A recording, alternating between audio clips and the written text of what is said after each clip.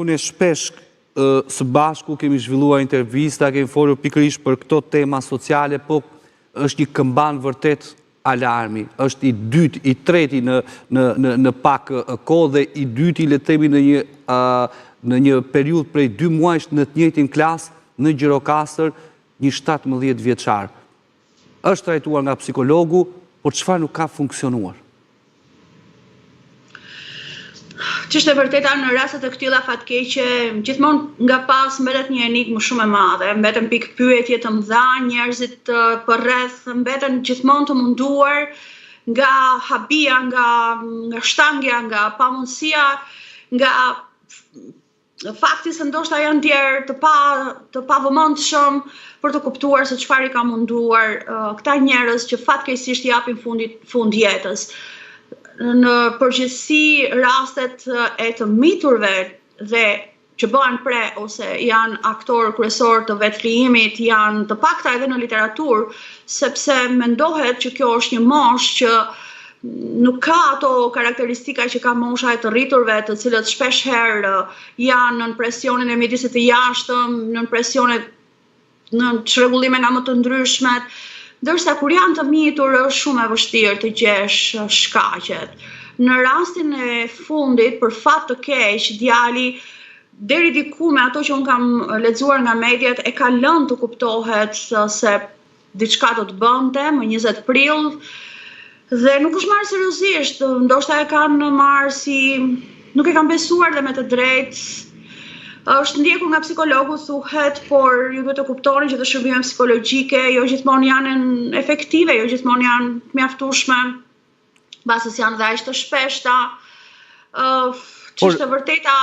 lajmëruese duhet jenë, sepse ky është rasti i dytë që ndodh në të njëjtin shkollë dhe fatkeqësisht kishte ndodhur dhe 2 muaj më parë. Pikërisht, pra përveç rastit fatkeq të 10 shkurtit, kemi këtë rast në 20 prill, por viti filloi po ashtu me një rast sërish fatkeq të një 21 vjeçari, që në rastin e tij i dha fundjetës thuhet prej mbi dozës. Pra problemet që kanë adoleshentët nuk janë të vogla. Ata që kanë vesh për t'i dëgjuar, duhet t'i dëgjojnë dhe kush ka vërtet interes që të bëj diçka për këtë shoqëri dhe të kthej sigurisht syt nga shkolla, sepse shkollat kanë shumë rëndësi, shoqëria ja ka besuar edukimin shkollës në radhë të parë, familjet ja kanë besuar shkollave. Shkollat tona, ç'është e vërteta, janë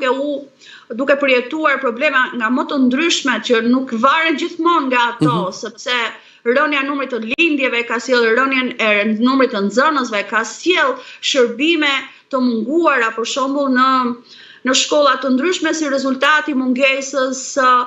së ofrimit të këtyre shërbimeve. Psikologu në përshkolla, le të themi të vërtetën, ka qenë ndoshta për profesionistët e fushës ku jam edhe vet, nga arritjet më të mira që ka patur kjo shoqëri në kuptimin e rëndësisë që i ka dhënë këtij profesioni, por ende është i pamjaftueshëm.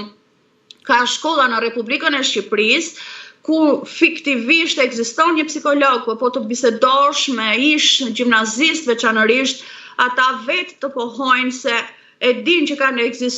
ekzistuar pranë tyre si shërbim, po se kanë marrë ndonjëherë ose se kanë parë ndonjëherë, sikundër ka shkolla të tjera të cilat kur kanë parë se ka një numër të madh nxënësish maturantësh, për shembull mbi 500, dhe nevojat e adoleshentëve janë të shumta, e kanë shtuar në organikën e tyre edhe punonjës social, apo tani është shtuar dhe një këshillues karriere. Unë mendoj që shkollat tona duhet të reflektojnë në drejtim të hapjes në radhë të parë ndaj profesionistëve nga fusha të ndryshme.